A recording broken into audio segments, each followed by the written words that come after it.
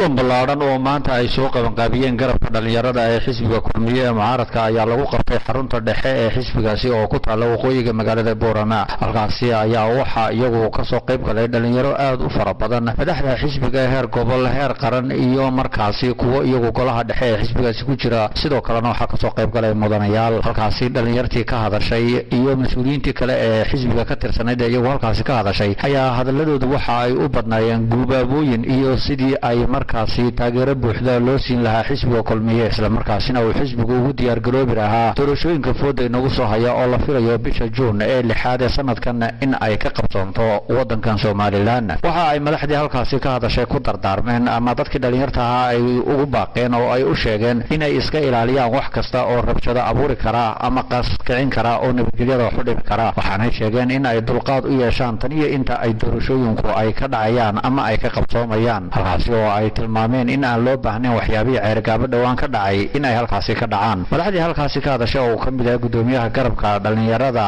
Xasan Saciid Dheeldheel ayaa isagu markaasi aad ugu mahadceliyay dhalinyartaasi, waxaana uu yiri mar arrimaha iska hadlayay.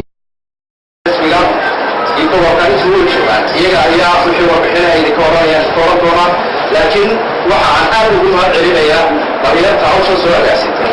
ruuxaantii qofku bini'aadamkii marka uu qabsado uu la yimaado intii meesha mas-uulku ka ahayd iyaguna inay gacan fidiyaan weyaan, ama gacan baan diin fidinaynaa, waana soo dhaweynaynaa. hawshan aad la timaadeenna waan isku hambalyeelaynaa. waxaa intaa wixii ka dambaysa inooga doola mas-uuliyiinta kale.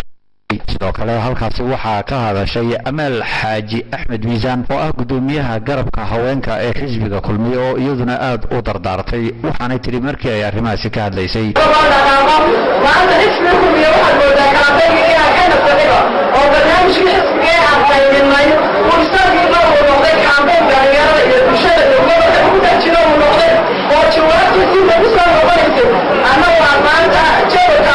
sidoo kale waxaa ka hadlay xogayaha xisbiga kulmiye Axmed Xuseen Dacar oo isaguna markaasi dardaaramo u soo jeediyay. halkeena la wada qaatay in xisbiga cudub markuu ka waayay uu alaha jiidayo inuu laba loo isticmaalayo.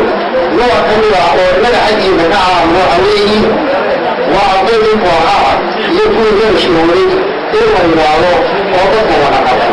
waxaa sidoo kale isaguna ka hadlay wasiirkii hore Axmed Xuseen Oomane oo isaguna markaasi madaxda sarsare ee xisbigaasi ka mid ah. iyagoo cidna haystay yani maantana ku jiro halkii adbeelaadee baarku caasilatay. taasina waxay tilmaamaysaa aqoon, waxay tilmaamaysaa garasho iyo wacyi siyaasadeed oo islaamada ay tilmaamaysaa. aad iyo aad bay u masaantihiin mahadsantihiin. guntiga gabagabadii waxaa isagu halkaasi ka hadlay Ibraahim Aadan Qaalib oo ah gudoomiyaha xisbiga kulmiye ee gobolka Awdal, aadna ugu dheeraaday barnaamijka xisbigu waxa uu yahay. waxaan maanta dalku ku jira urku dhaqaale, ku bulsho iyo ku siyaasadeedba.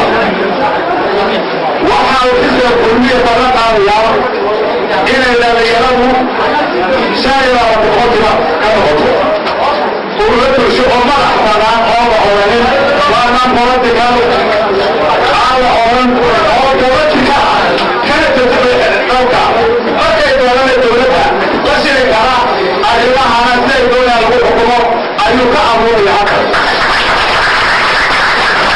Xasan Ciise